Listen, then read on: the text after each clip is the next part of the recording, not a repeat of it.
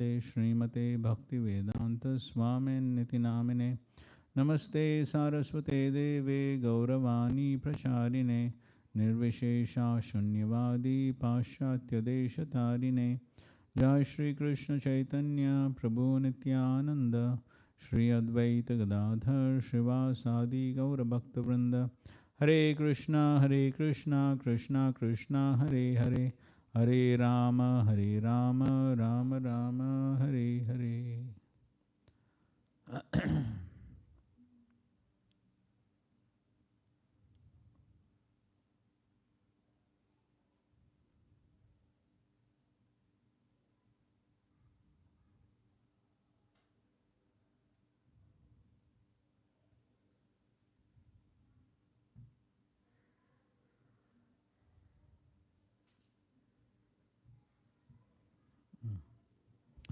ठीक है.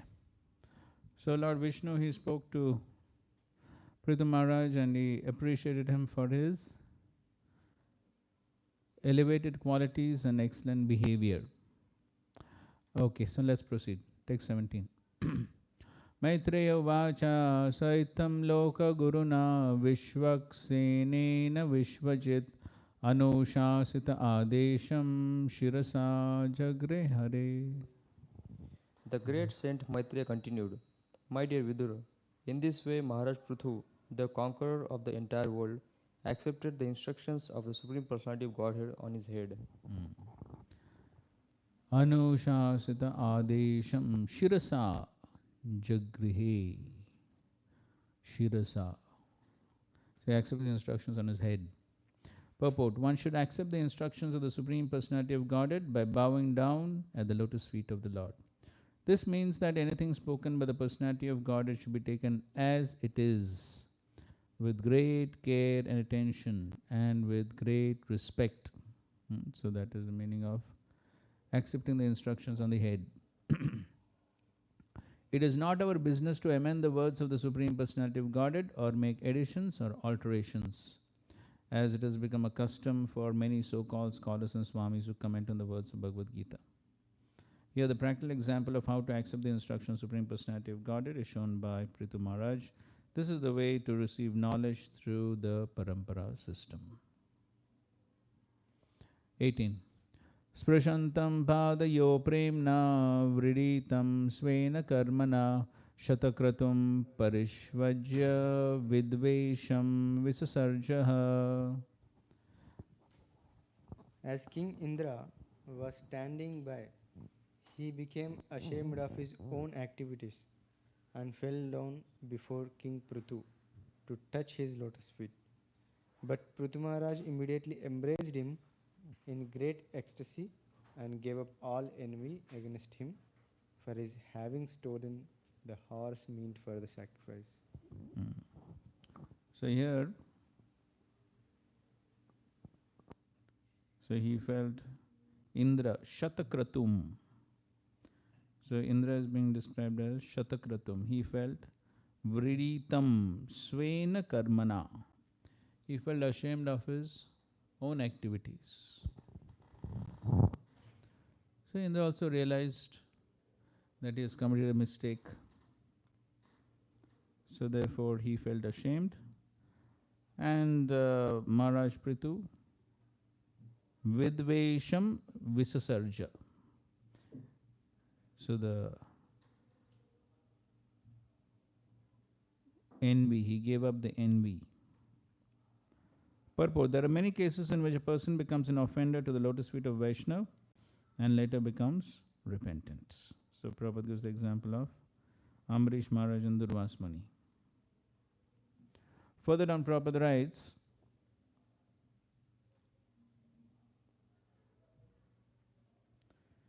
Indra decided to fall down at the lotus feet of King Prithu. But the king was so magnanimous of Vaishnav that he did not want Maharaj Indra to fall down at his feet. Instead, King...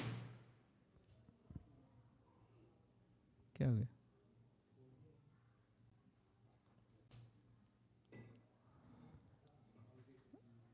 Instead, King Prithu immediately picked him up and embraced him and both of them forgot all the past incidents.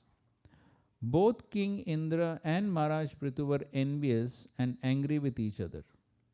But since both of them were Vaishnavas or servants of Lord Vishnu, it was their duty to adjust the cause of their envy. This is also a first class example of cooperative behavior between Vaishnavas. In the present days, however, because people are not Vaishnavas, they fight perpetually among one another and are vanquished without finishing the mission of human life. There is a great need to propagate the Krishna conscious movement in the world so that even though people sometimes become angry and malicious toward one another, because of their being Krishna conscious, such rivalry, competition, and envy can be adjusted without difficulty.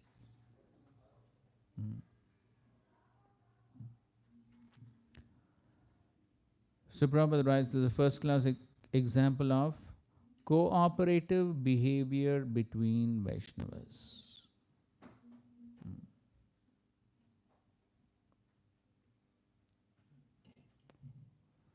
So two things Prabhupada is writing. Adjust the cause of envy and cooperative behavior between Vaishnavas.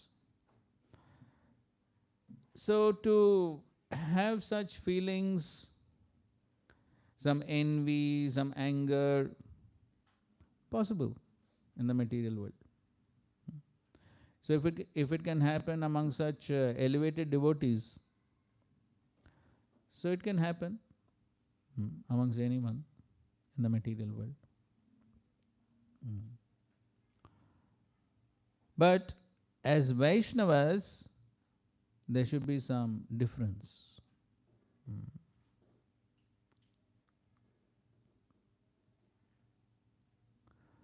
So okay, so let us discuss how we can have this cooperative behavior. Okay, you all discuss amongst yourselves. How we can increase this cooperative behavior. So what could be some challenges in bringing about cooperative behavior? How do we address those challenges? Maybe three devotees.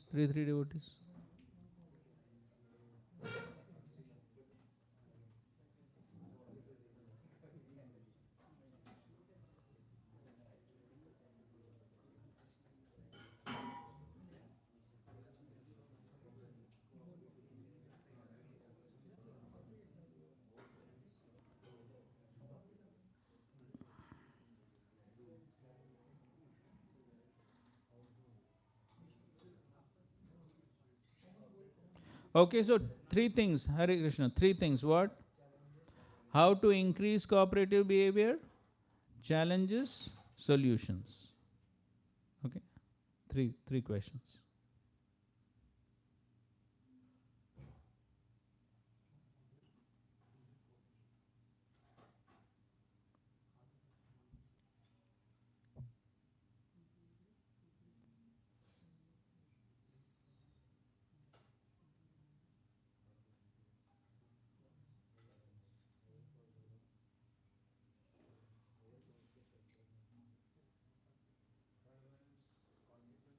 Solutions. When there are challenges, you have to say solutions. No?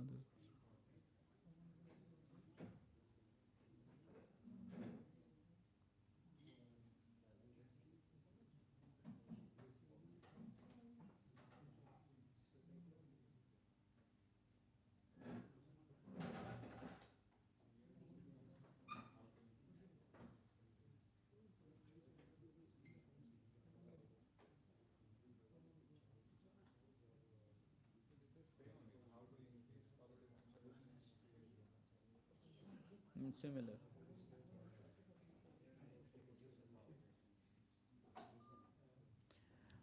Okay, so how to increase and solutions may be quite similar. So anyway, so you just write challenges and solutions. That's good. That's enough.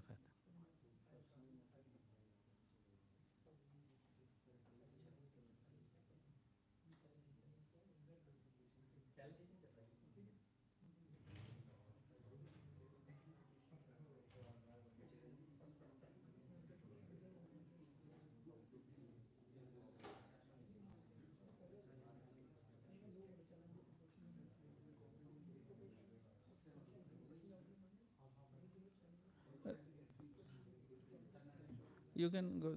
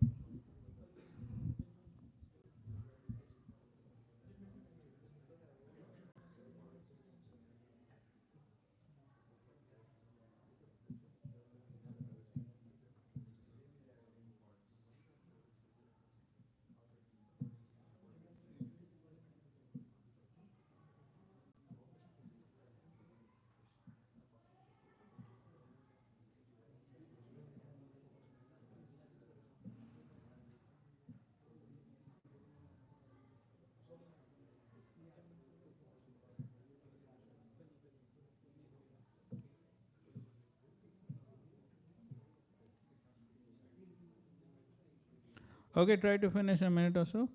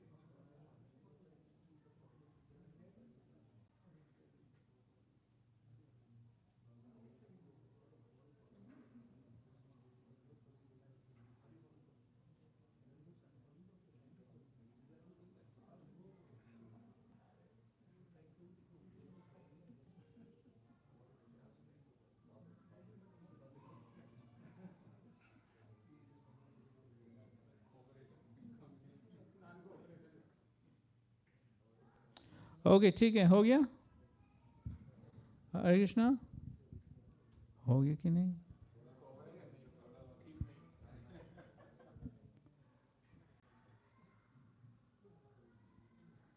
Okay, 1 minute more.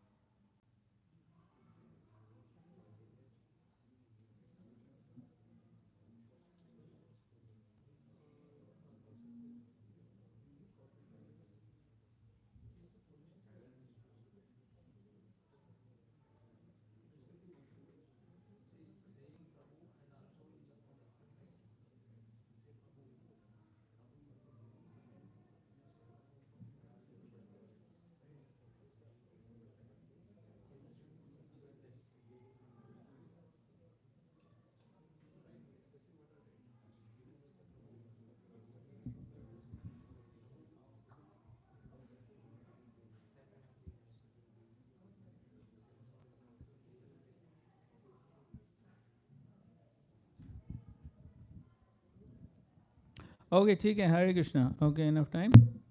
So let's hear some points now. वो pen कहाँ गया?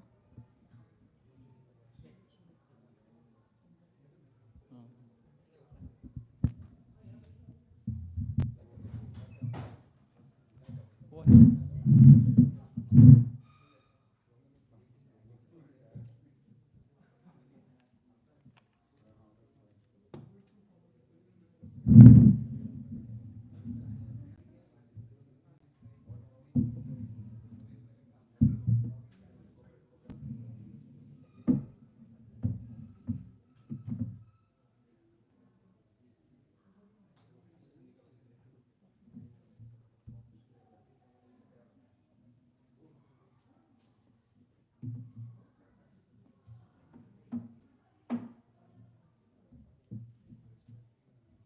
Okay, begin. First group, begin. 1 point. One challenge, one solution.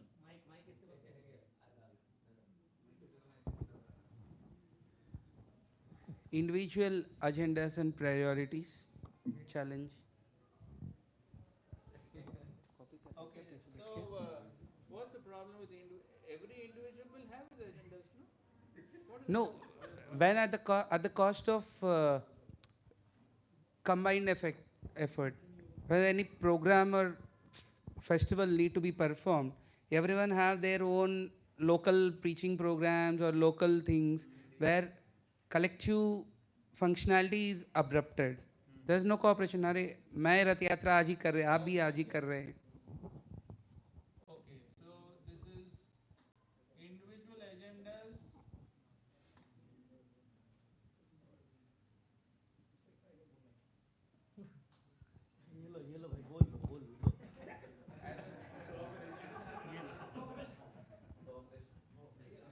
At the cost of combined plans.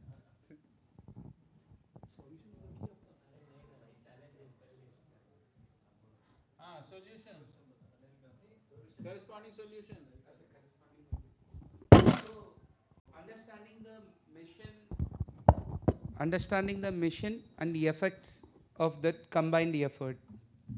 Okay, so understanding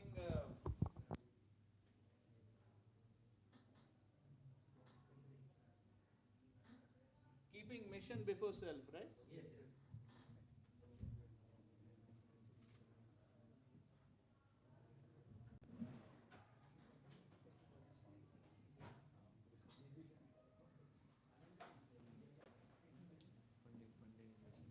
Next. So misunderstanding between the devotees. Okay, So what is the cause of misunderstanding? lack of communication, because many times people, they are in their different world. They don't come on one page. They don't have proper meetings.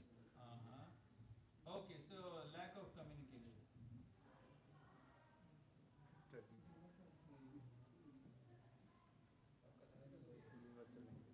Solution. Solution: weekly or monthly meeting should be there. Okay, regular meetings. And then their opinions should be heard and note down. Okay, fine. Then how meetings should be conducted, that's another question. दे दो.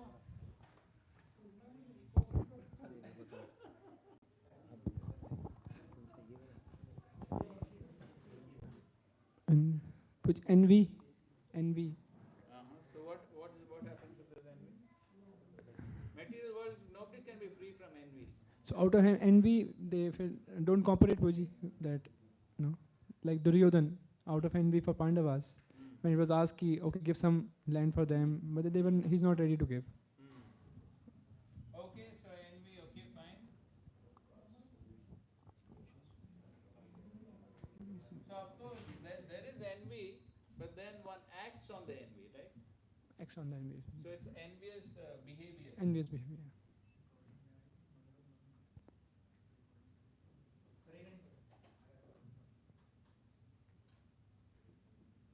Solution, of course, we had a whole discussion on how to Yes, Prabhuji. prevent. You have some specific solution? No, same. What? Purification of heart, right? Strong sadhana. Okay, purification. Okay, purification, and we had a whole discussion on that. Okay. Next.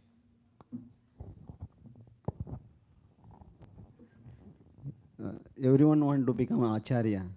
Oh. Self-centered. Okay, self-centered.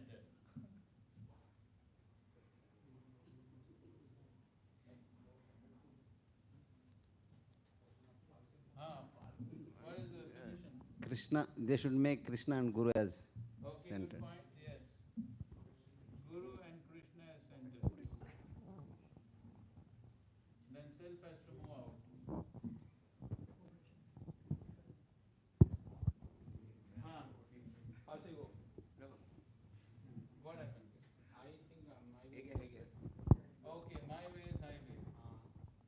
बोलता हूँ वही होना चाहिए.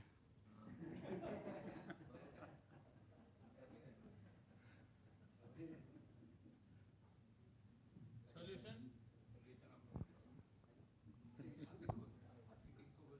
Everybody's opinion has to be taken into account, or even they can be right or better. Okay, respecting all opinions. Why they have to be respected? Because they can also be right in some aspect. Okay, yes. Next. No. हो गया? हाँ, Next. आपका group कहाँ है?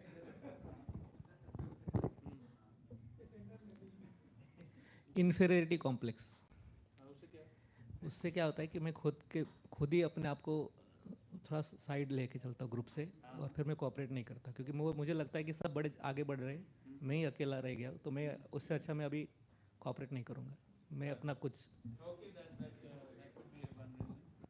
Okay. Inferiority complex.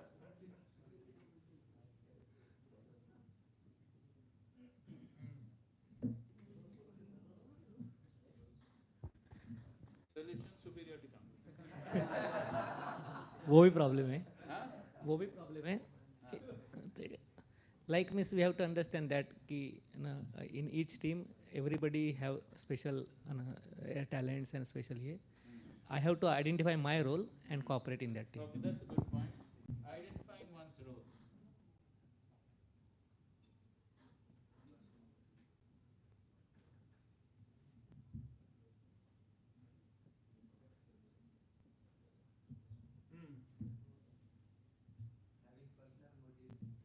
Okay. Ujala Pratishta. Okay, okay, personal motives. Yeah, personal ulterior motive, that's more precise. Others personal. Solution is Prabhu's mission, more mission.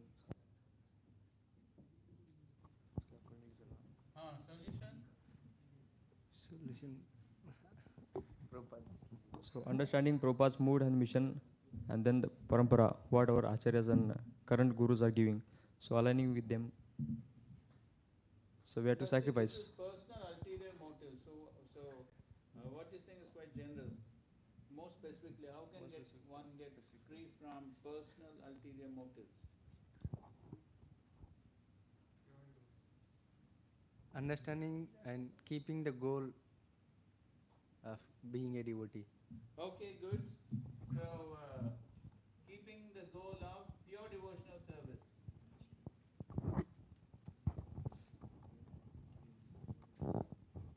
So we have come for what? Pure devotion service. Pure devotional service. So we have to remind ourselves why we have come. Judgmental, What then? that we unable to understand the other situation, and immediately coming to judging his position, and then non-cooperation is there for that. The example of Bali, he unable to understand what Sugriv have done, but come to the conclusion, and he was not able to Bali is not able to cooperate. Okay, fine. Okay. So judgmental behavior.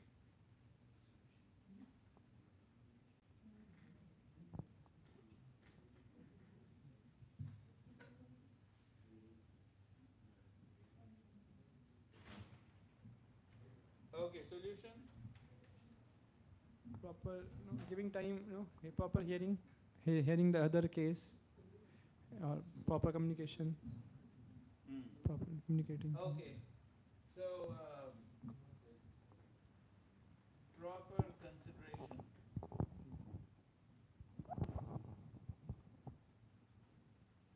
Before judgment.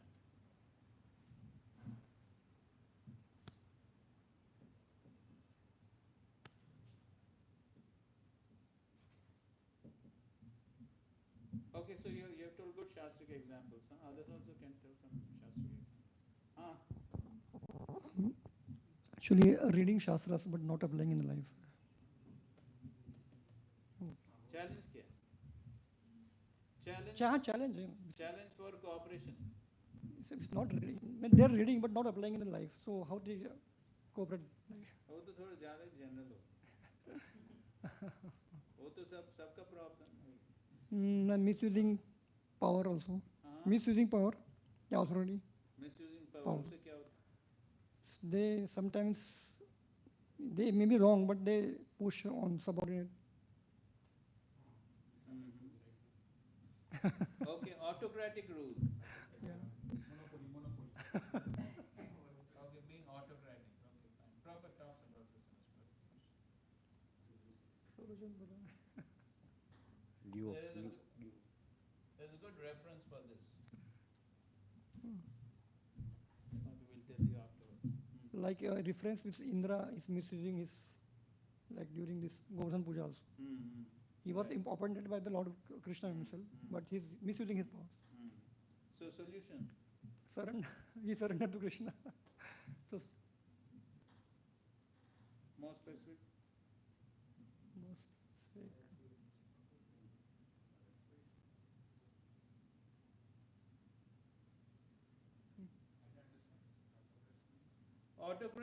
Autocracy means one takes decisions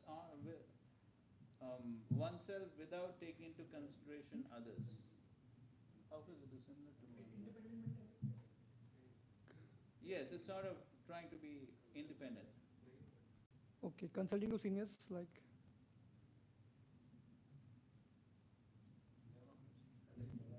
So basically the solution for autocracy is team playing. Understanding the importance of team playing. Team play. So a good example for this is, Srila Prabhupada actually speaks about this. You can see in 4th canto, 11th chapter. So when King Uttanapad, he was going to retire, so then he wanted to appoint Dhruva Maharaj as the next king. But what does he do? Yes. So he consults his, actually Prabhupada says 3 things. Before appointing a successor, 3 things Prabhupada says. So one is consulting the ministers, then he took opinion of the public, and third is self-examination. He himself examined the character of Dhruva Maharaj.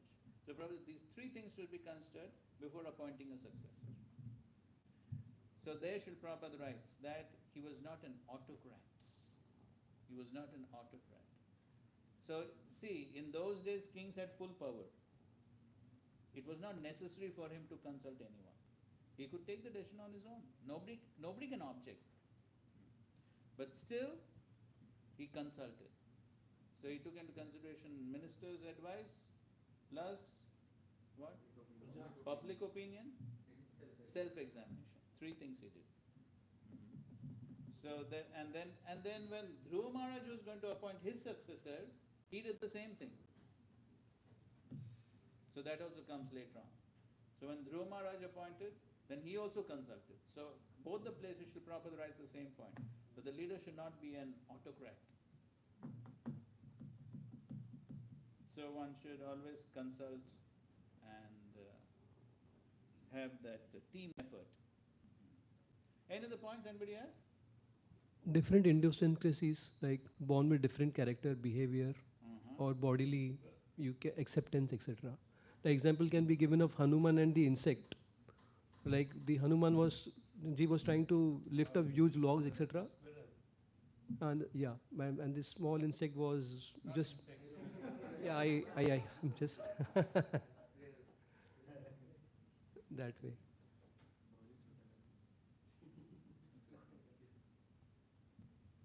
Okay, so this is basically what you're talking about is different capacities. Capacities, yes. Idiosyncrasies is different. Idiosyncrasies is totally different meaning. Personal character, that is. So basically you're talking about different capacities. Solution, so what to do? Different people have different capacities, so what? You're trying to identify one's role and nature and accordingly give him the service. Or try to see how we can fulfill the better by doing justice to a person according to his needs. Okay. Engage according to capacity.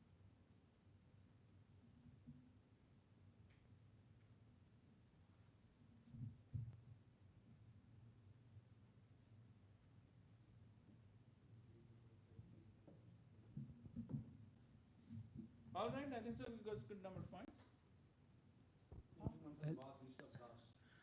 And that's the ultimate thing. Like bad association, like by associating with those who are not cooperating. Okay. Bad association.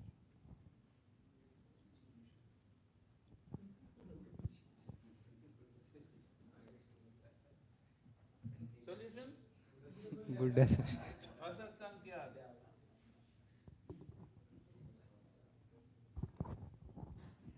Okay, one last point. Not having faith on the common leader, So what? because I don't have any faith, so I don't want to work for him or do any service. Okay.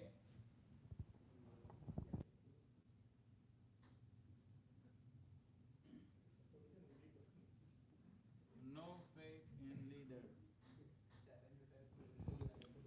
Solution. Hearing from the authority. हाँ प्रयास तो करना है, सेवा करेगा तो सब कुछ होएगा. Serve the leader with sincerity. That leads But to he's no develop faith. faith. But service will lead the heart clearance. See, but in order to serve with faith, you're saying you serve with faith, but he has no faith. By service, faith will develop. Okay, so you're saying not serving that person, but serving doing some other service. No, with the same person, even with grudges, by rendering service, heart will get cleansed. Exactly. And one develop the faith. Your point is correct, but how will he serve? That is the problem. Establishing transparent and efficient leader. Establishing transparent and efficient leader. So that Say that again? establishing transparent and efficient leader, so that he can win the faith of the world. See, the challenge, you're telling a totally different point. So the challenge is that there is a leader. Leader has already been appointed, na? Leader has already been appointed. Now the challenge is I don't have faith, for whatever reason. Now I have my personal reasons. I don't have faith. So what is to be done? Change the leader.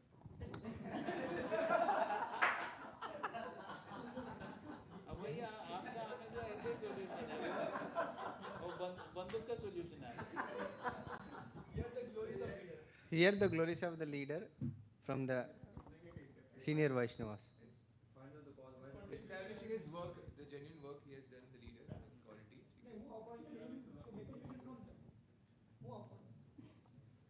So therefore, in fact, we discussed this point in the morning. See the services or his service to the mission, his sacrifices to the mission. At least he is in That Krishna will consciousness. make one. Okay, this is one point. We'll take this point. Yes. Okay. So. Seeing the contribution. Okay, seeing the contribution. Okay, fine.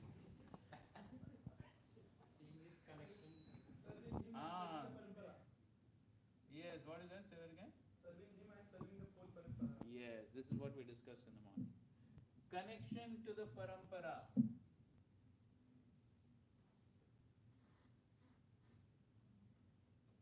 So, I don't see the one individual separate from the parampara. So I see that this person is representing the parampara.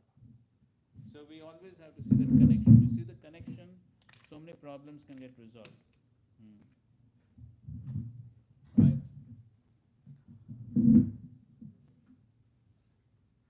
So I think so we'll read one purport of Srila Prabhupada, which will address the issue. So 431.8.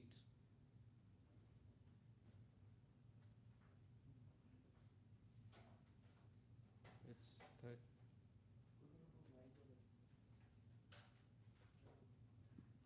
What's the translation? What's the translation? No, sorry. It's 438.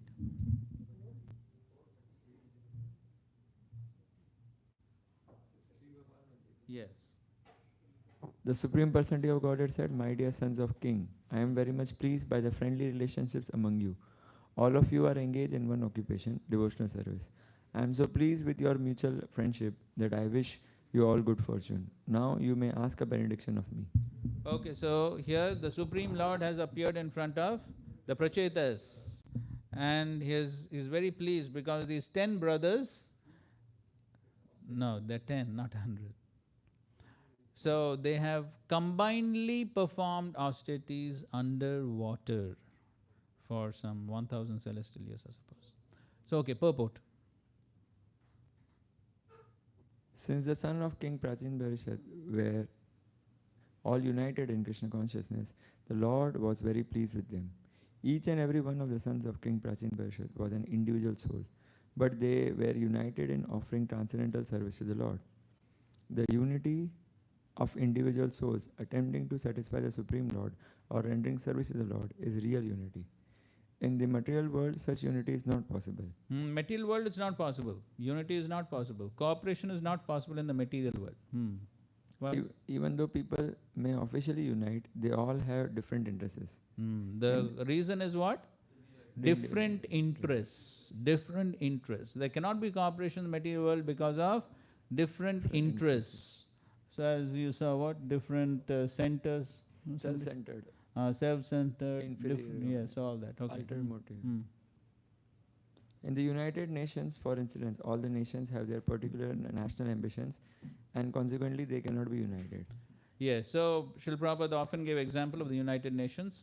So they're sitting together, but they all have different interests, individual interests. They don't have common interest. So therefore, Srila Prabhupada compared this United Nations to? Yes, assembly of barking dogs. You get dogs together and tell them, please cooperate. Peacefully. Can't expect. They're dogs. So similarly, Srila Prabhupada says, similarly, if you keep human beings with doggish mentality, how can you expect cooperation? Can't expect.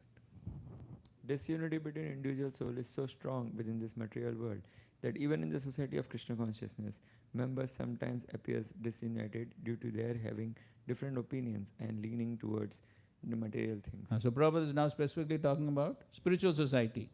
So he's saying, yes, it is possible. Here also it is possible. Why? Because they have different opinions. Leaning towards material things. Yes, and leaning towards material things. So these are the causes of non-cooperation, disunity even in a spiritual society. Different opinions and leaning towards material things. Actually, in Krishna consciousness, there cannot be two opinions. There is only one goal, to serve Krishna to one's best ability. Yes, there is only one opinion. So different individuals may have different opinions, but they should have one goal. And the goal is what? To serve Krishna to the best ability. Yes, to serve Krishna to the best capacity. So as we saw, so one goal, having one goal. If there is some disagreement over service, such disagreement is to be taken as spiritual. Those who are actually engaged in the service of Supreme Personality of Godhead cannot be disunited in any circumstances. Repeat that. If there is some disagreement over services, such disagreement is to be taken as spiritual. Next. Those who are actually engaged in the service of Supreme Personality. Those who are actually engaged in the service of the Supreme Personality of Godhead cannot be disunited in any circumstance. Cannot be disunited in any circumstance. That means if somebody actually is serving the Supreme Lord, has the interest of the Supreme Lord in mind, then there cannot be disunity. So disunity takes place only because one does not have the interest of the Supreme Lord in the center. Okay? This makes the Supreme Personality of Godhead very happy and willing to award all kind of benediction to his devotees, as indicated in this verse. We can see that the Lord is immediately prepared to award all benedictions to the sons of King Prachin. Yes. So ultimately, if we want to please the Supreme Lord, and also please Srila Prabhupada, because Srila Prabhupada wanted us to cooperate. Because So during the final days, he made that statement because he knew that that's the greatest challenge in Kali Yuga, cooperation. Age of? So cooperation is very difficult. So at least because Srila Prabhupada made that statement, that one statement serves as a guideline for all ISKCON devotees to somehow cooperate. Right. So anyways, so definitely challenges are there, difficulties are there, but at least one can try. At least one can try. So, as Srila Prabhupada is writing, the goal must be clear. What are we here for? We are here for what? For our individual interests or what? Yes, for pleasing the Supreme Lord. If we have that goal in mind, then we will, even though it's an austerity, still we'll try to cooperate. Okay? And so here we can see both Indra and Prithu, they had their individual interests, correct? Both had their individual interests. But the Supreme Lord, He brought them together. And He requested them to cooperate. So, the same principle. So, if we want to please the Supreme Lord, then we have to cooperate. Okay. Any questions on this discussion? In the broad sense, the cooperation means we should cooperate on Krishna's instruction and Prabhupada's instruction. Yes. Not that this is my instruction, so Prabhupada said you should cooperate. Cooperate means not with me. So this is what Prabhupada wanted. So let us cooperate both of you for that matter. Yes. So this should be the Yes. Okay, fine. We'll go ahead. Text 19. I'm going to read a few translations now. Okay, you read a few translations.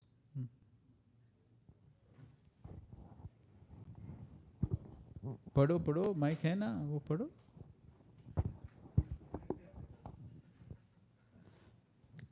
The Lord continued. 19. King Prithu abundantly worshipped the lotus feet of the Supreme Personality of Godhead, who was so merciful to him. While worshipping the lotus feet of the Lord, Prithu Maharaj gradually increased his ecstasy in devotional service. Okay, so he developed all the ecstatic symptoms. Prabhupada talks about Ashta Sattvic Vikar. So in this way, he was on the platform of prema. Next. 20. While traveling, 2020 translation. The Lord was just about to leave, but because he was so greatly inclined toward the behavior of King Prithu, he did not depart. Seeing the behavior of Maharaj Prithu with his lotus eyes, he was detained. He was detained because he is always the well-wisher of his devotees. Okay, so the Lord was so attracted towards the behavior, qualities of Prithu Maharaj that he did not feel like leaving. So Prabhupada writes here the word Surat Satam are very significant. Supreme Personality of Godhead is always very inclined towards his devotee and is always thinking of the devotee's well-being. This is not partiality. So Prabhupada is quoting Samam Sarvabhuteshu. And one example Prabhupada gives, well-known example. Father has several children, but his special affection for one child who is very much inclined toward him. And then how does the Lord reciprocate with such a devotee who is inclined towards him? Tesham satayuktan bhajatam pritipurkam dadami buddhi yogam tam yenama. Those who constantly engage in the devotional service of the Lord in love and affection and directly in contact with the Supreme Personality of God is sitting as the super soul in everyone's heart. The Lord is not far away from the devotee. He is always in everyone's heart, but only the devotee can realize the Lord's presence, and thus he is directly connected, and he takes instruction from the Lord at every moment. The devotee takes instruction from the Lord at Every moment. That means at every moment the devotee is thinking, whatever I'm doing, is it pleasing to the Lord or no?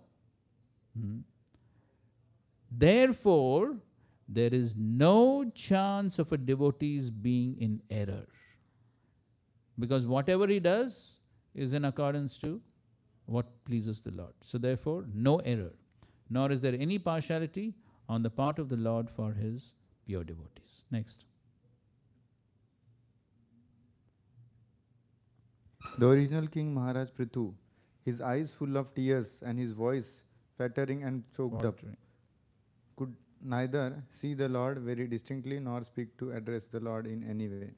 He simply embraced the Lord within his heart and remained standing in that way with folded hands. Okay, so he was totally in a state of ecstasy, eyes full of tears, voice faltering, choked up, and so he could not say anything.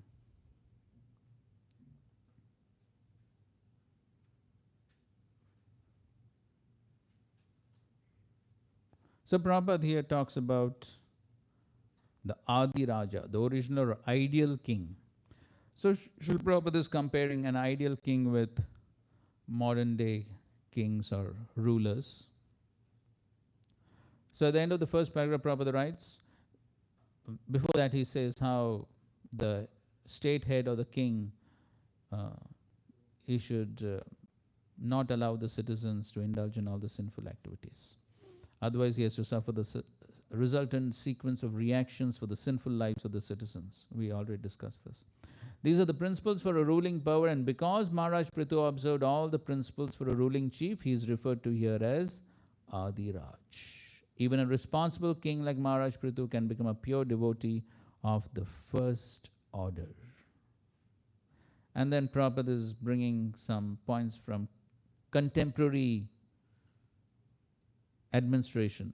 He says, just today, we have seen in the newspapers of Bombay that the government is going to repeal its prohibition laws. Ever since Gandhi's non-cooperation movement, Bombay has been kept dry and has not allowed its citizens to drink. But unfortunately, the citizens are so clever that they've increased illicit distillation of liquor. And although not being sold publicly in shops, liquor is being sold in public lavatories and similar abnormal places. Unable to check such illicit smuggling, the government has decided to manufacture the liquor at cheaper prices so that people can have their supply of intoxication directly from the government instead of purchasing it in public lavatories. The government failed to change the hearts of the citizens from indulging in sinful life. So instead of losing the taxes they collect to inflate the treasury, they have decided to manufacture liquor to supply to the citizens who hanker after it. So this kind of government cannot check the resultant actions of sinful life, namely war, pestilence, famine, earthquakes, and similar other disturbances. And that is exactly what's happening nowadays. So because of so many sinful activities, you can see so many people are dying practically every day, so many people. Either it is war, or it is some earthquake, or it is some plane crash, or something like that. Nature's law is that as soon as there are discrepancies in regard to the law of God, which are described in Bhagavad Gita, Dharma Siglani, at once there will be heavy punishments in the form of sudden outbreaks of war. We have recently experienced a war between India and Pakistan. So that means Prabhupada was writing this purport when? Somewhere in 72, I suppose. 71, 72. So, because India-Pakistan war was 71, right? So maybe after that, somewhere. Within 14 days, there have been immense losses of men and money, and there have been disturbances to the entire world. These are reactions of sinful life. The Krishna consciousness movement is meant to make people pure and perfect. If we become even partially pure, as described in Bhagavatam, nashta prayeshu abhadreshu, by the development of Krishna consciousness, then lust and greed, the material disease of the citizens, will be reduced. This can be made possible simply by broadcasting the pure message of Srimad Bhagavatam or Krishna consciousness. Big commercial and industrial firms have contributed many thousands of rupees to a defense fund that burns the money in the form of gunpowder. But unfortunately, if they're asked to contribute liberally to advance the Krishna consciousness movement, they're reluctant. Under the circumstances, the world will periodically suffer. Prabhupada is actually giving a prediction here, and we can see how true it is. Will periodically suffer from such upsurges and outbreaks of war, which are the consequences of not being Krishna conscious. And of course, few years back, we all went through 3 years, almost 3 years, yes, of pandemic, international disaster throughout the entire world. So all this is the result of what? Yes. So we have to understand this individually and collectively. If we don't follow the laws of nature, the laws of God, the consequences are definite. Can't escape. Okay, next, 22. Supreme Personality of Godhead stood with his lotus feet almost touching the ground his lotus feet almost touching the ground while he rested the front of his hand on the raised shoulder of Garuda, the enemy of the snakes. Maharaj Prithu, wiping the tears from his eyes, tried to look upon the Lord, but it appeared that the king was not fully satisfied by looking at him. Thus the king offered the following prayers. Yes, so here he was almost touching the ground. So anyway, so significant point Prabhupada writes in this verse is Lord was standing above the ground, almost touching it. The residents of the upper planetary systems, being from Brahmaloka down to Svargaloka, are so advanced in spiritual life that when they come to visit this or similar other lower planetary systems, they keep their weightlessness. So there is weightlessness. So therefore, these astronauts also go, na? So therefore, they have a lot of problem. It's not easy for them, because outside in the outer space, it is a totally different atmosphere. So therefore, they have all those special suits and all that they wear and go, and they spend millions of dollars literally for all that. For what? Only they know. For what they do all that, only they know. And of course, it becomes big news. He went, he came, and all that. So this means that, so it affects the entire body, isn't it? All the functions of the body will be affected. The eating, evacuating, everything is going to be affected by this. And this means that they can stand without touching the ground because weightlessness. Lord Vishnu is the Supreme Personality of Godhead, but because he lives in one of the planetary systems within this universe, he sometimes plays as if one of the demigods of this universe. So he is also exhibiting the same quality of weightlessness. When he first appeared before Prithu Maharaj, he was not touching the ground of this earth. So he was not touching at all. But when he was fully satisfied with the behavior and character of Maharaj Prithu, he immediately acted as the Supreme Personality of Godhead Narayan from Vaikuntha. So because Supreme Lord is totally independent, na? He doesn't have to obey the laws of weightlessness. Correct?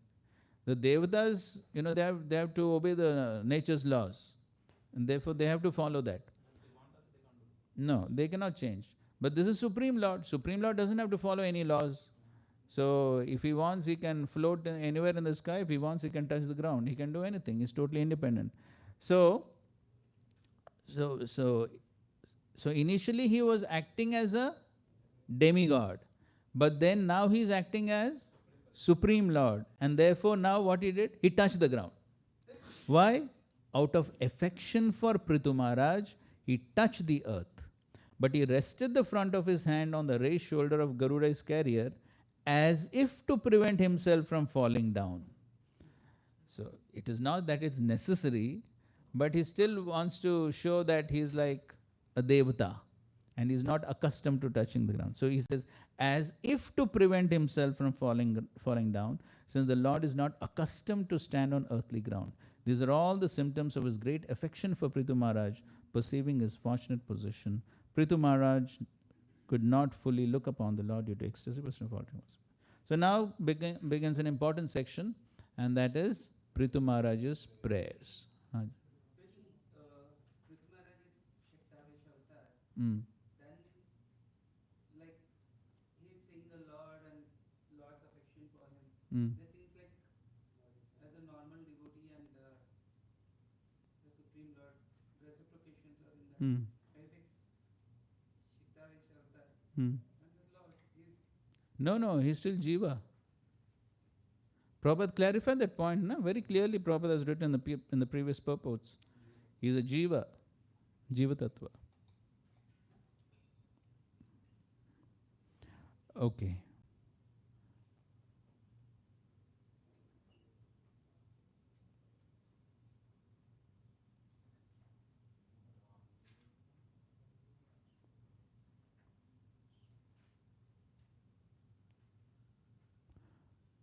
(23) Prituruvacha Varan Vibhotvad Varadeshwarat Buddha Katam Vrinite Guna Vikriyatmanam Ye Narkanam Api Santi Dehinam Tani Shakaivalya Pate Vrininacha. My dear Lord, you are the best of the demigods who can offer benedictions. Why therefore should any learned person ask you for benediction meant for living entities bewildered by the modes of nature? Such benedictions are available automatically, even in the lives of living entities suffering in hellish conditions. My dear Lord, you can certainly bestow merging into your existence, but I do not wish to have such a benediction. Yes, so the Lord requested him, ask for some benediction. So now Prithu Maharaj is replying to that. So he's saying that yes, you are Varadishwarat, Varadishwarat. So the highest of the bestowers of benedictions, Varadraj, similar, Varadishwarat. So he's saying yes, you can give any benedictions, but then why should I ask any material benedictions? Katham vrinite guna vikriya atmanam ye narakanam api. So even those who are living in hellish conditions get material benefits. They also get some material benefits. So why should I ask for some material benefits which are even available to those in hellish conditions? So he says, I do not want such a benediction. So Prabhupada writes different kinds of benedictions according to a person's demands, and then he talks about karmis, jnanis, yogis. So he says, Lord is addressed as Kaivalya Pati because he can give Kaivalya, Sayuja Mukti. But devotees receive a different type of benediction from the Lord. Devotees are anxious neither for heavenly planets nor for merging into the existence of the Lord. According to devotees, Kaivalya or merging into the Lord is considered as good as hell. Kaivalya Narakayati. Similarly, everyone who exists in this material world is called Naraka because this material existence itself is known as hellish condition of life. And then he's quoting Prabhupada Saraswati. We know the famous verse. Kaivalya Narakayate Tridashapura Akasha Pushpayate. So therefore, devotees do not want all this. So as a pure devotee of the Lord, Prithu Maharaj made his position very clear.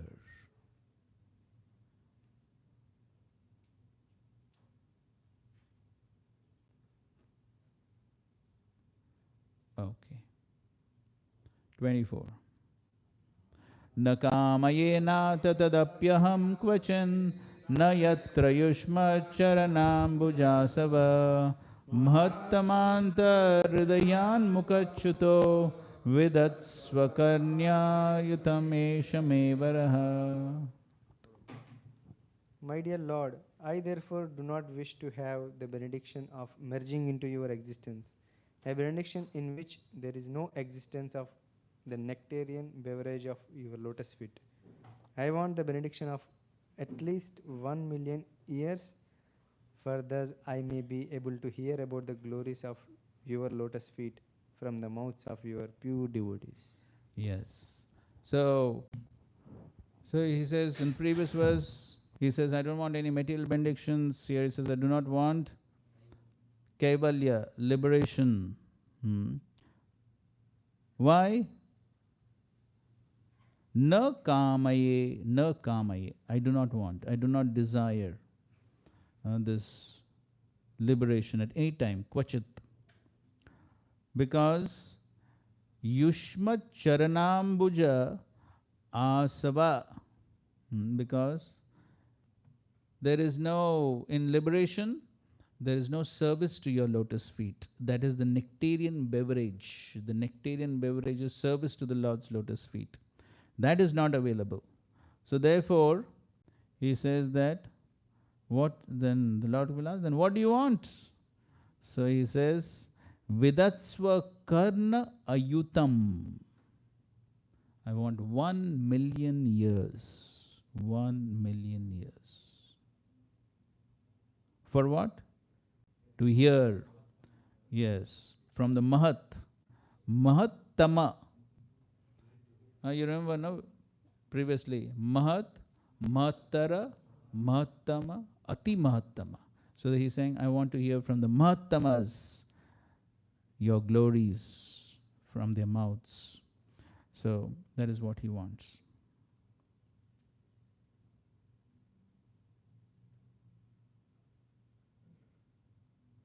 So Prabhupada writes, Maharaj Prithu wanted to have 1 million years to hear the glories of the lotus feet of the Lord. He specifically mentioned that the glories of the Lord should emanate from the mouths of pure devotees who speak from the cores of their hearts. Then it's going to Shuka Mukhad Amrita Dravya Samyutam. The nectar of Srimad Bhagavatam becomes more relishable because it emanated from the mouth of Sri Shukadeva Goswami.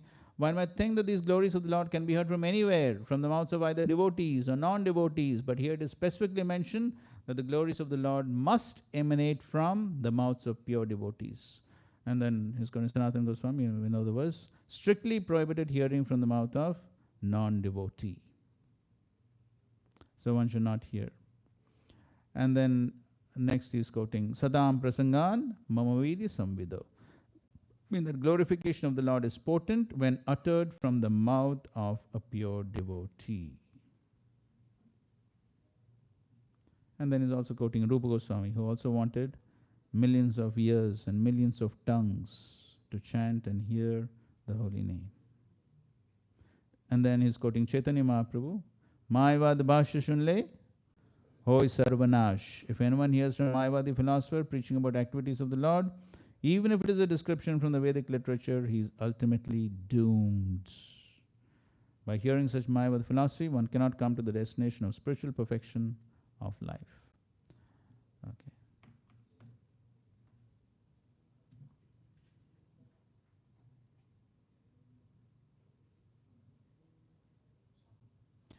Okay, I'll read Vishwanath Thakur's commentary to this verse.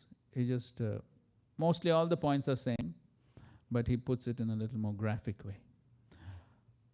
However, do not fear that I will ask for liberation on hearing me address you as Kevalyapati. So he is addressed him as Kevalyapati. So Lord may think maybe he wants Kevalya. So he said, no, do not fear, I will never ask for that. I have addressed you with that word with the intention of saying, give it to those who take pleasure in merging into Brahman. You give it to them. That is expressed in this verse. You have asked me to ask for anything, but in general, I do not desire anything. But particularly, I never desire, even in the worst misery, the benediction of liberation, Kevalya. Why? In liberation, there is no honey of your lotus feet, no sweetness of talks about your qualities. How are the topics described? They are coming from the hearts. This is very graphic and beautifully. They are coming from the hearts of great devotees and dripping from their mouths. What is coming? Nectar. Nectar is coming from is coming from the hearts and dripping from their mouths. Those topics are being sung out of great bliss experienced in their hearts.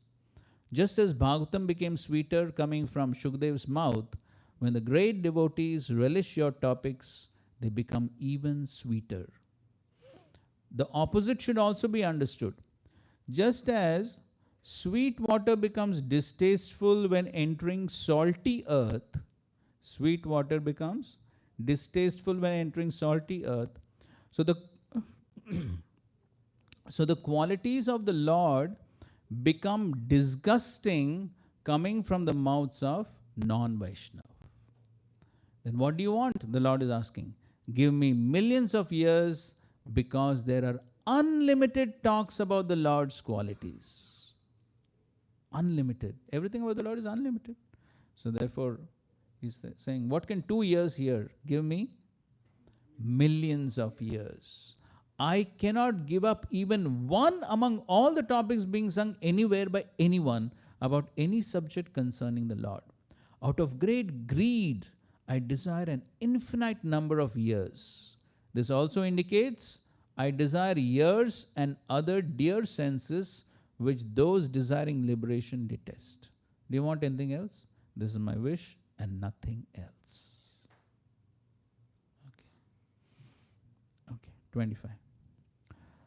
Sautamashloka mahanmukhachuto bhavat padamboja sudhakananilaha smritim punarvismrita tattva vartamanam kuyoginam no vitaratyalamvarai. My dear Lord, you are glorified by the selected verses uttered by the great personalities. Such glorification of your lotus feet is just like saffron particles. When the transcendental vibration from the mouths of great devotees carries the aroma of the saffron dust of your lotus feet, the forgetful living entity gradually remembers his eternal relationship with you. Devotees thus gradually come to the right conclusion about the value of life. My dear Lord, I therefore do not need any other benediction but the opportunity to hear from the mouth of your pure devotees.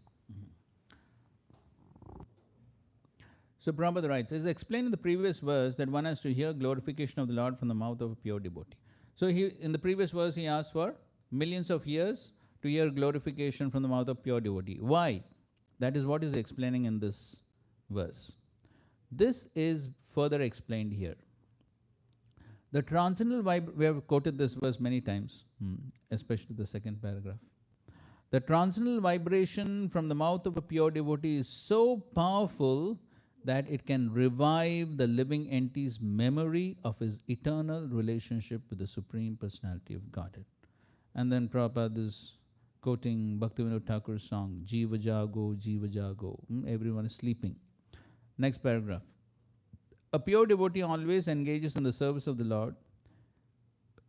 This is a very important paragraph to understand. Pure devotee always engages in the service of the Lord, taking shelter of his lotus feet, and therefore he has a direct connection with the saffron mercy particles that are strewn over the lotus feet of the Lord. So the connection with the mercy of the Lord is due to what? Due to what?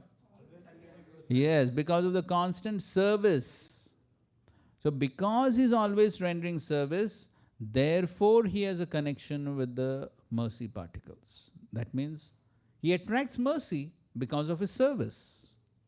Because of his constant service, he attracts mercy. Although when a pure devotee speaks, the articulation of his voice may resemble the sound of this material sky, the voice is spiritually very powerful. The voice is spiritually very powerful because it touches the particles of saffron dust on the lotus feet of the Lord. As soon as a sleeping living entity hears the powerful voice emanating from the mouth of a pure devotee, he immediately remembers his eternal relationship with the Lord, although up until that moment he had forgotten everything. And of course, Srila Prabhupada practically demonstrated that, how so many people woke up throughout the world by hearing that sound vibration. For a conditioned soul, therefore, it is very important, it is very important to hear from the mouth of a pure devotee who is fully surrendered to the lotus feet of the Lord without any material desire, speculative knowledge, or contamination of the modes of material age. So this should be our criterion for from whom to hear. This should be our criterion. What is that? Fully surrendered to the lotus feet of the Lord without any material desire. So if we hear from such a devotee, then it has great spiritual potency. So not that we hear because there is good entertainment. So these days for many people that's the criteria, right? Who gives more entertainment? So then if one hears for entertainment, what will one get? Entertainment. That's all. One will not get the spiritual potency. That one will not get. So therefore, everything is based upon our desire. So if we hear from someone who is fully surrendered, then that consciousness of that devotee will affect our consciousness. And that is how the consciousness of the hearer gets transformed.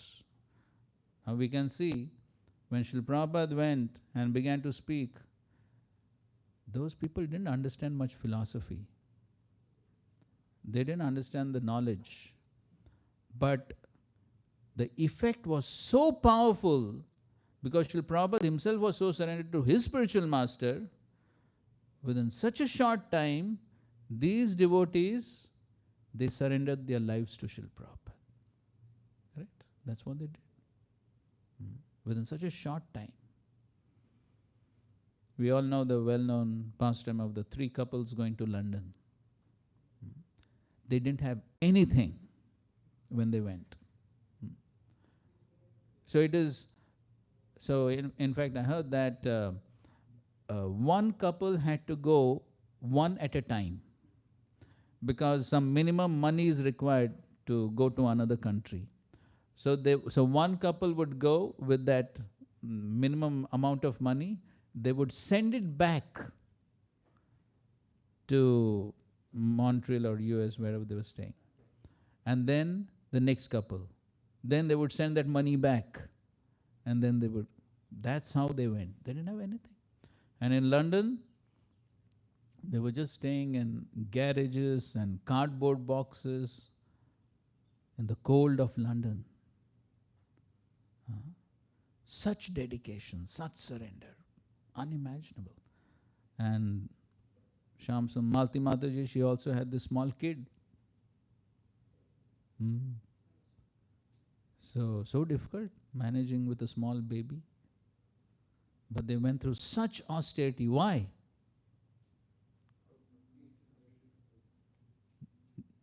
That is how Srila Prabhupada's consciousness affected their consciousness. So that's what he's writing here. So when that surrender is there on the part of the speaker, that is what will affect the consciousness. So this is what we should be telling the people to whom we are preaching. So especially after they become a little more serious, then we should inspire them to hear from the right people. Otherwise, these days people just hear from anyone and mostly the criterion is who will give me more entertainment. So, but when we find someone becoming serious, then we should inspire them to hear from the right people. Every one of us is ku-yogi because we have engaged in the service of this material world, forgetting our eternal relationship with the Lord as His eternal loving servants. It is our duty to rise from the ku-yoga platform to become su-yogis, perfect mystics. The process of hearing from a pure devotee is recommended in all Vedic scriptures, especially by Lord Chaitanya Mahaprabhu. One may stay in his position of life. It does not matter what it is, but if one hears from the mouth of a pure devotee, he gradually comes to the understanding of his relationship with the Lord and thus engages in his loving service, and his life becomes completely perfect. Therefore, this process of hearing from the mouth of a pure devotee is very important for making progress in the line of spiritual understanding.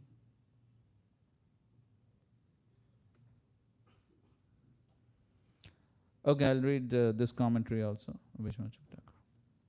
So, the Lord could ask this question: why do you not desire liberation, which is very rarely achieved even by great knowers of truth? This idea is expressed by ironic condemnation. He calls it as Vyajastuti. Just the breeze touching a particle of the nectar of your lotus feet. What? Just the breeze touching a particle, not the whole feet, a particle of the nectar of your lotus feet. What to speak of an actual particle of nectar? This is only breeze, not nectar. What to speak of an actual particle of nectar? And what to speak of the nectar itself? Anything related to the topics of your qualities produces remembrance of your lotus feet. It produces remembrance for those who have forgotten the truth. I have forgotten just now the truth concerning Paramatma, Atma, and body taught by you in verse 9, showing their natures by similarity and difference. Thus, I am a bad yogi, kuyogina, since I desire to remember difference rather than forget it. This is the ironic condemnation. Enough of benedictions of being stuck on the path of forgetting differences between you and the jiva through Kaivalya. I have no use for other benedictions since I am simply determined to taste your topics. I am a bad yogi, most fallen. Since I could not become a good yogi on the path practiced, why would I desire Kaivalya? And how can I desire to attain power and wealth since I am completely satisfied just by tasting the honey of your lotus feet like a bee, which is just an insect? Thus, indirectly, the superiority of the devotee is indicated. Okay, 26. Yasha Shivam Sushrava Arya Sangame Yadrichaya Chopashanoti Yete Sakrit Katam Gunagno Viramed Vinapashum Shriryat Prabhavre Gunasangrahechaya.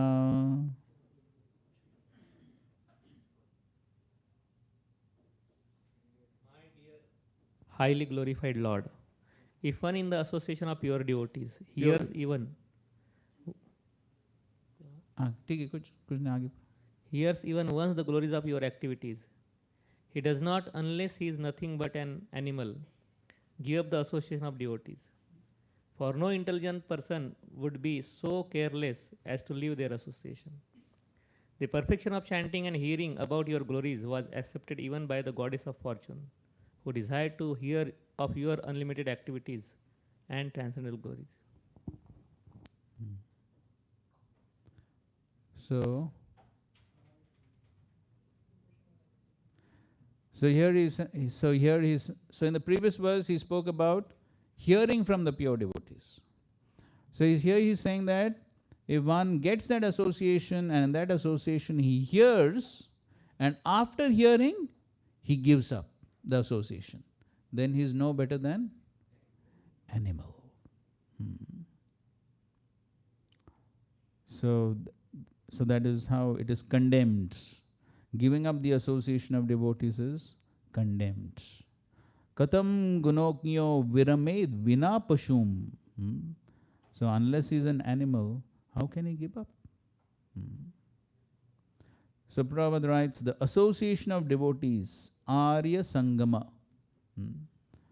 Arya Sangama, is the most important factor in this world. Most important. There's nothing more important. The most important factor is association of devotees. And then he's describing the word Arya. It refers to those who are advancing spiritually. And then he talks about the Aryan family and Vedic civilization.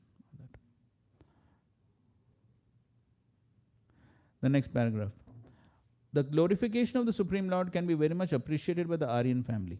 Although there is no bar for others, the members of the Aryan family very quickly catch the essence of spiritual life. How is it that we are finding it very easy to spread Krishna consciousness among the Europeans and Americans? History reports that the Americans and Europeans proved their capability when they were anxious to expand colonization. But at the present time, being contaminated by the advancement of material science, their sons and grandsons are turning into reprobates. This is due to their having lost their original spiritual culture, which is Vedic civilization. Presently, these descendants of the Aryan family are taking this Krishna consciousness movement very seriously. Others who are associating with them and hearing the chanting of the Hare Krishna Mahamantra from the lips of pure devotees are also becoming captivated by the transcendental vibration. Transcendental vibrations are very much effective when chanted among Aryans, but even though one does not belong to the Aryan family, he will become a Vaishnava simply by hearing the mantra, because the vibration has great influence over everyone.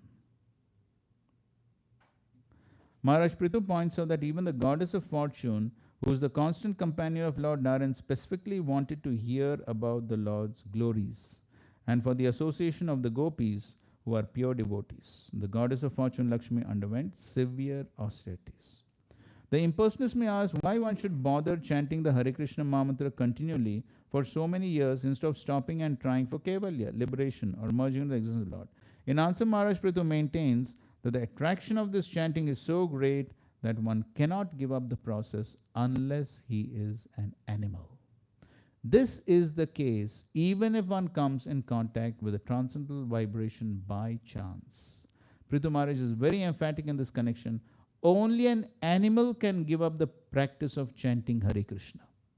Those who are not animals but actually intelligent, advanced, human, civilized men cannot give up this practice of continually chanting Hare Krishna, Krishna Krishna, Hare Hare, Hare Rama, Ram Ram, Hare Hare.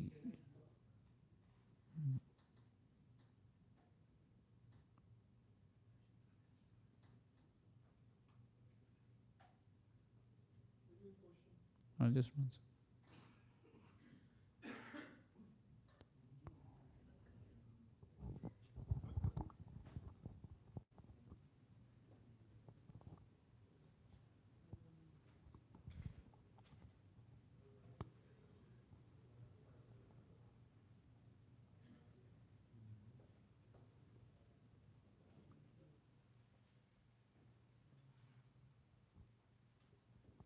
Okay, I'm reading a part of this commentary. So he says, Prithu Maharaj is saying, give these two persons, that means karmis and jnanis. He says, give these two persons liberation. I don't want. Like feeding oil cake, chaff and rubbish to animals, but do not give it to humans like me. So indirectly he's saying liberation is only meant for animals. Yogis and karmis who give up your topics are proof that liberation and material benefits are greater in taste than your topics. What is the proof that the taste for my topics is greater than liberation or material enjoyment? So the proof is what? Lakshmi, Brahma, and other persons worshipped by the whole universe, endowed with all qualities except your glories, with a desire to be able to taste completely your qualities, your form, taste, fragrance, sound, touch, pastimes, charm, and mercy. That is the proof. So that is why he is giving the example of Lakshmi. So even great personalities like Lakshmi want to hear your qualities, your glories. So therefore, it's not that the karmis and yogis are better. And there are others also like Shukadev, who after tasting the happiness of liberation for a long time, found it trifling and found pleasure in your glories. This is the proof. So he's giving also another example of Shukadev Goswami. And then he says, the yogis are like bulls, conditioned to eat grass, who chewing the sugarcane shoots find the stalks too tough and savor grass instead. The karmi is like the camel, which gives up mango buds and savors thorns. What kind of proof is that? Because the happiness of all other items is included in bhakti, it is the compilation of all human goals and all qualities. With a desire for the Lord, who contains all happiness, guna sangra, Lakshmi accepts your glories. This part is Sridhar Swami's explanation of guna sangra. Okay, so he's comparing the yogis to bulls and the karmis to camels. So why? Because they're not interested in the Lord's glories. So therefore they're compared to animals. What's the question? Here it's mentioned that how these Americans and Europeans proved their capability when they were anxious to expand colonization. What's that, Puji? So basically what Srila Prabhupada is trying to say is that how these Europeans and Americans, they were originally Aryans. And Prabhupada speaks about this in his lectures also. He says these Americans and Europeans, they came from the Indo-Aryan stock. So basically, if we see, the Vedic civilization was spread throughout the world, correct? It was there throughout the world, and even now there are enough proofs for this. So therefore, he's saying that these Europeans and Americans, they were originally Aryans. What is the proof? Prabhupada is giving a proof. The proof is that they were very expertly colonized so many countries all over the world. That is the proof, that they were very capable of doing things. That is why Prabhupada is giving that. Yes, they could be anything, Brahmana, Kshatriyas, but as Prabhupada is defining who's Aryan, right in the beginning, Prabhupada is defining, who's Aryan. The word Arya refers to those who are advancing spiritually. So because they were following the Vedic civilization, so they were trying to advance spiritually. Yes. So they were capable of doing all those things because they were Kshatriyas, basically. Yes, they were Kshatriyas, and at the same time they were Aryans.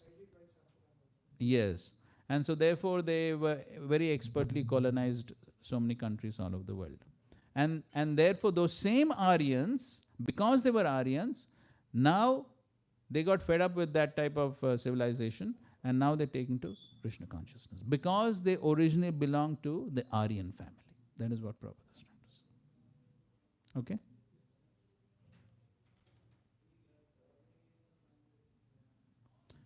Okay, 27. Atha bhajetva kila purushottamam gunalayam padmakare valalasa apyavayore kapati spridho kalir nasyat krita tvacharane katanayo. Pardon? Now I wish to engage in the service of the lotus feet of the Supreme Personality of Godhead and to serve just like the goddess of fortune who carries a lotus flower in her hand, because His Lordship, the Supreme Personality of Godhead, is the reservoir of all transcendental qualities. I am afraid that the goddess of fortune and I would quarrel because both of us would be attentively engaged in the same service. Okay. So now he wants only to serve. So till now he said no benedictions, no material benedictions, no swarga, no kaivalya, no liberation. Only want millions of years so that I can hear your glories. And so now he's saying, I only want to serve. Abhaji tva akhila purushottamam. So, and that Purushottam is Guna Alayam, the reservoir of all good qualities. And so then he's saying that even Lakshmi is also serving, and he also wants to serve. So there could be some transcendental competition. So this is homework for you. Write down some few points of difference between material competition, transcendental competition. I think so we discussed in some previous class. Anyways, you write down some points. Actually, you'll find in Prabhupada's purports and lectures also. Prabhupada also speaks about transcendental competition.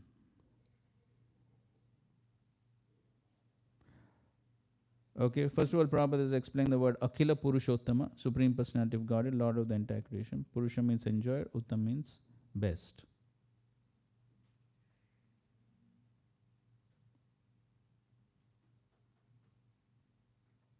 So Prabhupada is basically explaining how the Lord is Purushottama, the best of all the living entities.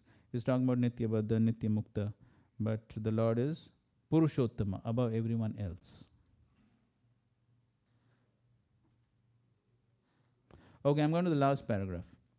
Prithu Maharaj desired to serve the Lord with the goddess of fortune. But this desire does not mean that he was situated on the platform Madhurya Ras. Because Lakshmi ji is what ras? Madhurya. So two types of Madhurya. What? Parakiya, Swakiya. So Lakshmi is in Swakiya. So the goddess of fortune is engaged in the service of the Lord in the rasa of Madhurya, conjugal love. Although her position is on the chest of the Lord, the goddess of fortune in her position as a devotee takes pleasure in serving the lotus feet of the Lord. Prithu Maharaj was thinking only of the lotus feet of the Lord because he is on the platform of Dasyaras, or servitorship of the Lord. From the next verse we learn that Prithu Maharaj was thinking of the goddess of fortune as the universal mother, Jagan Mata. Consequently, there was no question of his competing with her on the platform of Madhurya Ras. Nonetheless, he feared that she might take offense at his engaging in the service of the Lord. This suggests that in the absolute world there is sometimes competition between servitors in the service of the Lord, but such competition is without malice or envy. So this is what we are talking about. Spiritual competition, material competition. One difference Prabhupada is given here. In the Vaikuntha world, if a devotee excels in the service of the Lord, others do not become envious of his excellent service, but rather aspire to come to the platform of that service. Actually, Prabhupada has given the most essential point of difference Prabhupada has given here already. So this is what is spiritual competition. So he may aspire to come to that level of service, but it's not with an envious mentality. Okay, I'm reading this Vishwanath Chakravarti's commentary also. He is also described nicely. So Prithu Maharaj is saying, I want only service to you, no benedictions. I worship you completely, abhaji, without material desires, with pure bhakti. I do not worship with the goal of liberation or material benefits as the jnanis or karmis do, treating bhakti as a secondary issue. I worship not even like Narada, but like Lakshmi, Padmakara, of doing constant service of cleaning, decorating, massaging your feet, fanning, and offering betel. I have a great desire. So he wants to do all these services, lalasa. According to Amarkosh, the word means great desire. Lalasa means great desire. One should not worry that Prithu has Madhurya Bhav. Same points what Prabhupada has written. One should not worry that Prithu has Madhurya Bhav because the next verse explains his Dasya Bhav. He thinks of Lakshmi as a mother, the central pole of the universe. He compares himself to Lakshmi with the word Iva, suggesting he can take a portion of such service. For Lakshmi is most famous for her service to the Lord's feet. As the foremost devotee, he expresses Veera Bhakti. So this desire for competition, he is describing as Veera Bhakti in relation to Lakshmi. He wonders if he will quarrel with Lakshmi while performing bhakti, just as he quarreled with Indra while doing karma. They were doing karma, no? Sacrifices. He asks, will there be some competition between us for serving one master? By proper method, there will be no conflicts. We will both be constantly engaged in one object, and that is serving his feet. Okay. So on the spiritual platform, there is no problem. There is unlimited service and everyone can serve. Okay, 28. Jagat jananyam jagatisha vaishasam syadeva yat karmani na samihitam karoshi falgvapya urudina vatsalaha svaeva dishne bhiratasya kimtaya.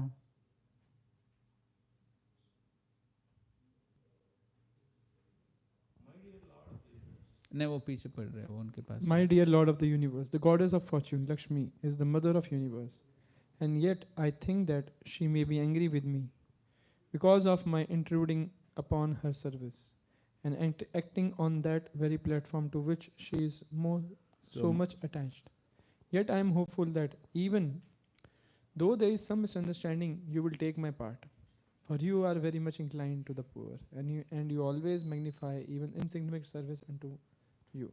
Therefore, even though she become angry, I think there is no harm for you, because you are self-sufficient that you can do without her. So Prithu Maharaj is saying, okay, even though there may be some quarrel between us, you will take my side because you are Dina Vatsala. Because you are Dina Vatsala, you will take my side, even though there may be some quarrel. And if you take my side, then maybe Lakshmi ji will leave you. But then even if Lakshmi ji leaves you, there's no problem for you because you are self-sufficient. You don't require her. Abhiratasya.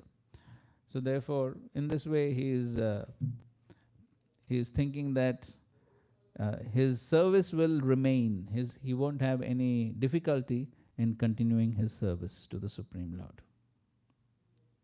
Initially, Prabhupada talks about Mother Lakshmi, how she is an ideal wife. And what all services she does, Srila Prabhupada is describing. Further down, Prithu Maharaj was therefore almost certain that his intrusion into the service of the goddess of fortune would irritate her and cause her to become angry with him. But why should Mother Lakshmi, the mother of the universe, be angry with an insignificant devotee like Prithu Maharaj? All this was not very likely. Yet Prithu Maharaj, so see, nothing has happened, but Prithu Maharaj is anticipating that maybe something will happen. Kuch hua nahi abhi tak, but he's anticipating maybe something like this will happen. So that shows his attachment to the service. When one is attached to something, there is always a fear of losing it. So that's a natural fear. So Prithu Maharaj now is so attached to serving the Lord, therefore he is fearing losing that service. So therefore Prabhupada says, all this was not very likely. Yet Prithu Maharaj, just for his personal protection, appealed to the Lord to take his part. Prithu Maharaj was engaged in performing the ordinary Vedic rituals and sacrifices according to karma kind of fruitive activities, but the Lord, being so kind and magnanimous, was ready to award Prithu Maharaj the highest perfectional stage of life, namely devotional service. When a person performs Vedic rituals and sacrifices, he does so to elevate himself to heavenly planets. No one can become qualified to go back home, back to Godhead by means of such sacrifices. But the Lord is so kind that he accepts even a little insignificant service, and therefore it is stated in the Vishnu Puran that by following the principles of Varnashram Dharma, one can satisfy the Supreme Lord. When the Lord is satisfied, the performer of sacrifice is elevated to the platform of devotional service. Prithu Maharaj therefore expected that his insignificant service to the Lord would be accepted by him as being greater than that of Lakshmi ji. The goddess of fortune is called Chanchala, restless, because she is very restless and is always coming and going. So Prithu Maharaj indicated that even though she might go away out of anger, there would be no harm for Lord Vishnu, because he is self-sufficient and can do anything and everything without the help of Lakshmi ji. And is giving an example that how even Brahma was born from Garbhodaksha Vishnu without the help of Lakshmi. Therefore, Prithu Maharaj was confident that even if the goddess of fortune became angry with him, there would be no harm neither to the Lord nor to himself.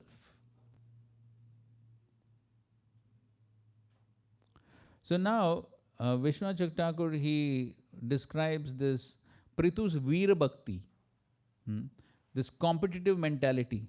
This Veera Bhakti he is describing, which is defined in Bhakti Rasamrit Sindhu. He is quoting Bhakti Rasamrit Sindhu. Kripam tasya samashritya praudham nanyam apekshate atulam yo vahana krishne pritim virhasa uchate. The devotee who takes shelter of Krishna and has incomparable attraction for Krishna, though he does not notice others, is called a Veera Parishad or Veera Anuga. So he has uncomparable attraction, and but he does not notice others. There may be some conflict with Lakshmi, who is also my mother, since I reside within the universe. Why? I have a desire for her service. Let her sit on your chest. I am the sun. I will do service to your feet. So he's thinking, okay, let her sit on the chest. I will do service to the feet. Is she so stubborn that she cannot live without that service? So then the Lord may say, but you are a novice, neophyte. She is experienced. You are low. She is exalted. Why do you compete with her? The Lord may say like this. True, but just as you took my side in the quarrel with Indra, you should favor me in this case as well. You make an insignificant person very great because you're affectionate to low creatures. What is that? Dina Vatsala. And then he says, are you not afraid of her anger? I do not fear her. I do not fear her anger. The Lord can ask Prithu, are you not afraid of her anger? I do not fear her anger. Since I possess your power, why should I worry about her? So he is thinking that the Lord will take his side. So then what is there any need, why is there any need to fear? My strength is your great mercy. That's a good point. My strength is your great mercy. So every devotee should think like that. My strength is your great mercy. So one is fully dependent on the mercy of the Lord.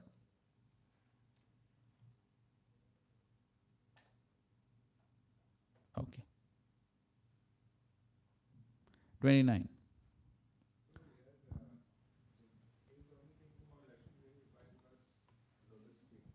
Service. Because he wants to do service. And Lakshmiji also is constantly engaged in Lord's service. No, but she is the topmost, no? Amongst all servitors. We read somewhere. She is the topmost amongst all the... She is the most important example for Dasi Bhakti, no? Pada Sevanam. Yes, for Pada Sevanam she is the example.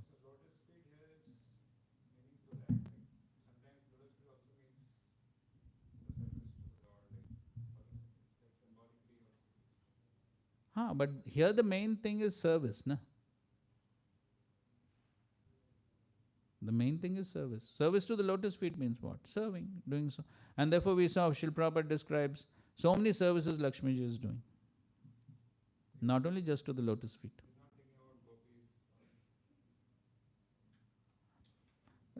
Because here, first of all, who has come here? Yes, Vishnu has come. Narayan. So therefore he is thinking only about Narayan. See, Vrindavan, Gopis, that is highly confidential. Even amongst devotees it is very rare to get into all this. Even Lakshmi tried, no? She also could not get entrance. So, anyway, here there's Vishnu, so he's only thinking about Lakshmi. Okay, 29. Bhajantya tattva mata eva sadhavo vyudastamaya guna vibhramodayam bhavat padanu smaranadrute satam nimittamanyad bhagavan vidmahe. Great saintly person who are always liberated, take to your devotional service, because only by devotional service can one be relieved from the illusion of material existence. O my Lord, there is no reason for the liberated soul to take shelter at your lotus feet, except that such souls are constantly thinking of your feet. So now he's saying what is the benefit of taking shelter of the Lord's lotus feet. So if one takes shelter of the Lord's lotus feet, what will be the result? Vyudasta maya guna vibhrama. So all the vibhrama, the illusions which are due to maya guna, the three modes, all of them will be dispelled.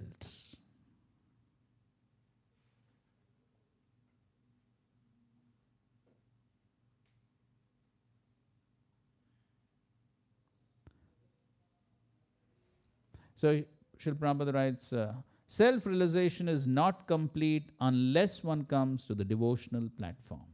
Nice statement.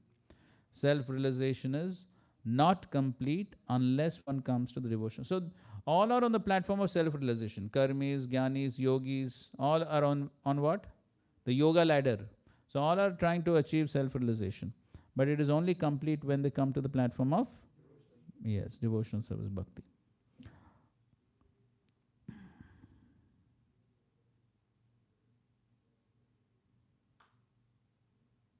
The next paragraph. Yet this is not actually. After self-realization, the material wisdom of the jnani leads him to the shelter of the lotus feet of the Lord. Then he is satisfied only in contemplating the lotus feet of the Lord constantly.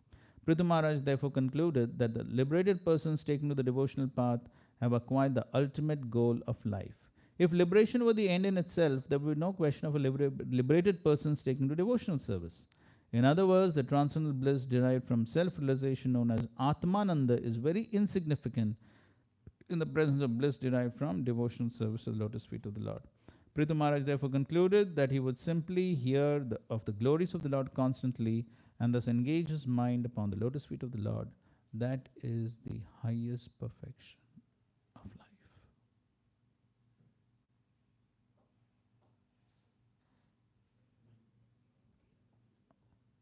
Okay, 30. Manye giram te jagatam vimohinim varam vrinishveti bhajantam atayat vachanut tantya yadite janosita katam puna karma karoti mohita. My dear Lord, what you have said to your unalloyed devotee is certainly very much bewildering. The allurement you offer in the Vedas are certainly not suitable for pure devotees. People in general, bound by the sweet word of the Vedas, engage themselves in again and again in fruitive activities, enamored by the result of their action. So here he is saying, what you have said to your unalloyed devotee is certainly very much bewildering. So what he has said? What he has said? He has requested him to take benedictions. So that is what is bewildering. So he is saying, why you request me to take benedictions? So he is saying that is very bewildering. The allurements you offer. So in all the Vedas he offers so many allurements, for karmis, jnanis, yogis, so many allurements are there. But he says all those are not suitable for pure devotees.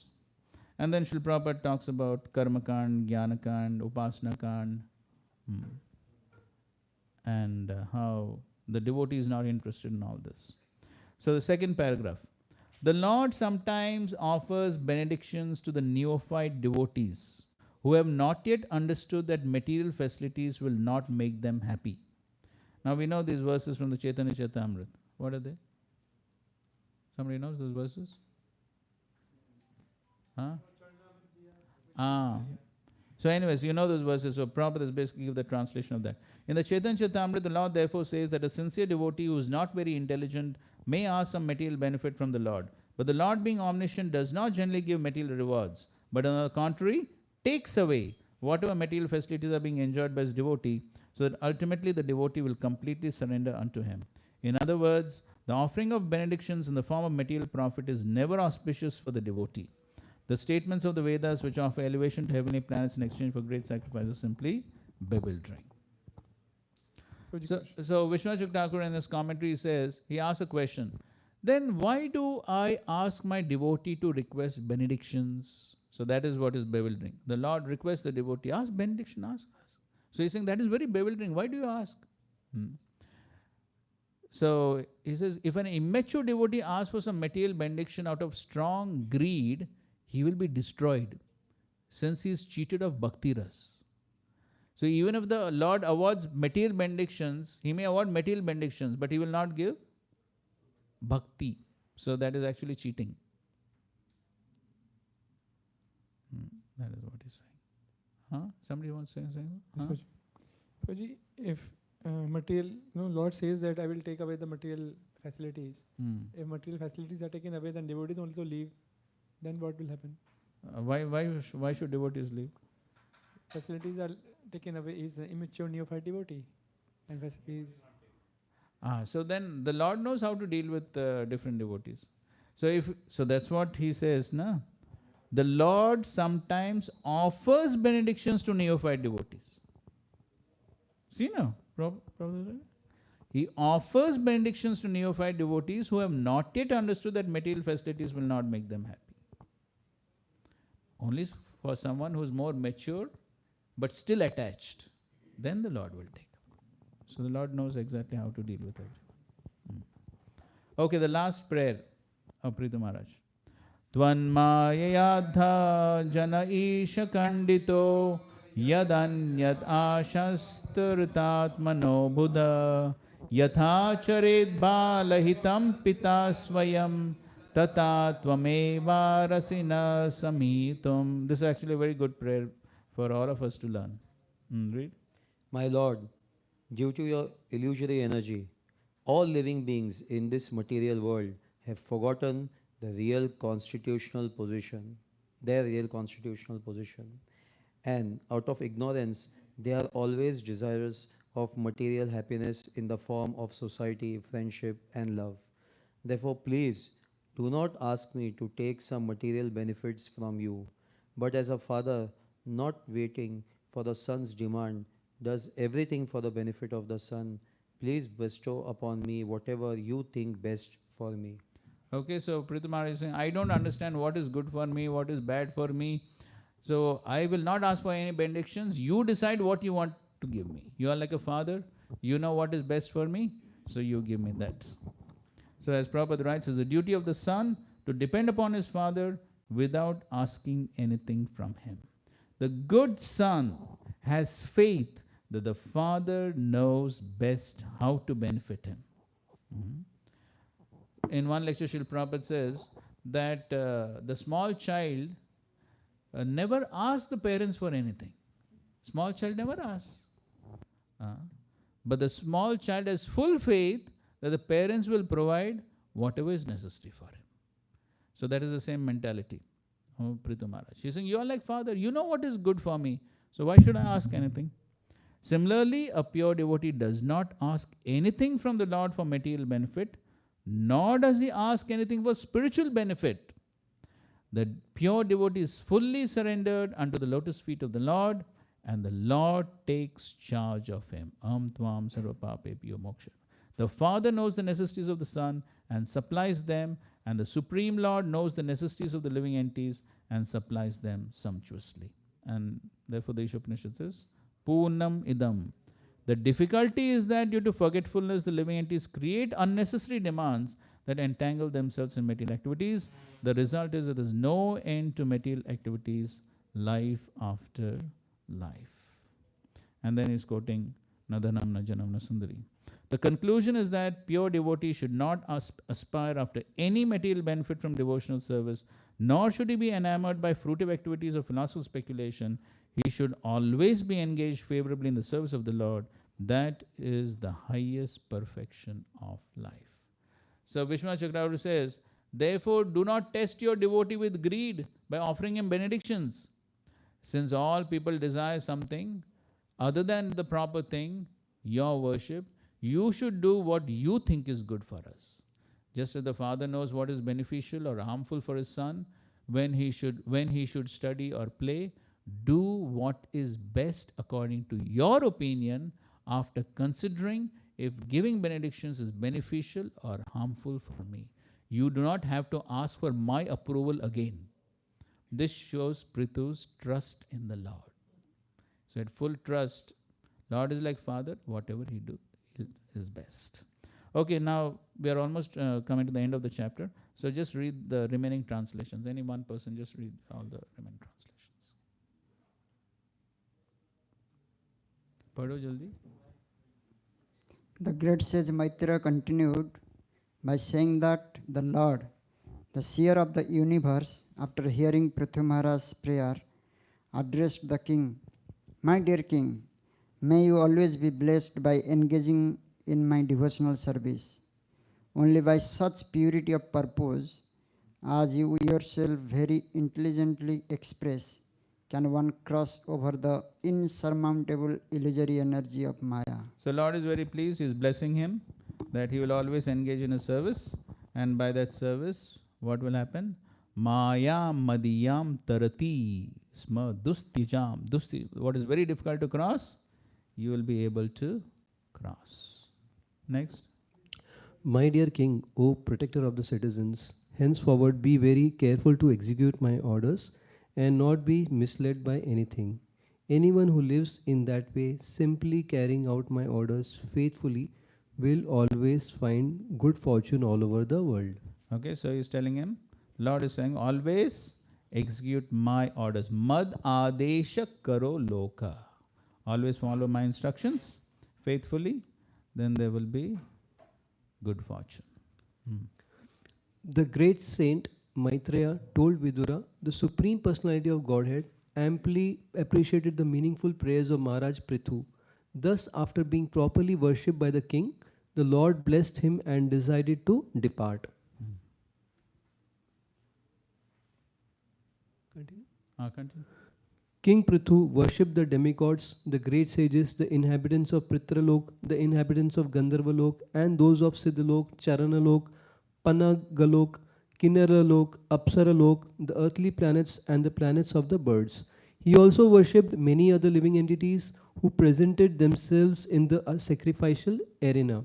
With folded hands, he worshipped all these as well as the Supreme Personality of Godhead and the personal associates of the Lord, by offering sweet words and as much wealth as possible. After this function, they all went back to their respective abodes, following in the footsteps of Lord Vishnu. The infallible Supreme Personality of Godhead, having captivated the minds of the king and the priests who were present, returned to his abode in the spiritual sky. King Prithu then offered his respectful obeisances unto the Supreme Personality of Godhead, who is the Supreme Lord of all demigods. Although not an object of material vision, the Lord revealed himself to the sight of Maharaj Prithu. After offering obeisances to the Lord, the king returned to his home. Thus end the Bhagavatam purports of the 4th canto, 20th chapter of the Srimad Bhagavatam, entitled Lord Vishnu's Appearance in the Sacrificial Arena of Maharaj Prithu. Srila Prabhupada ki jai, Granthara Srimad Bhagavatam ki jai, Samved Gaur Bhakta Vrinda ki jai. Thank you very much. Hare Krishna. Okay. So we have some special entries this time, huh?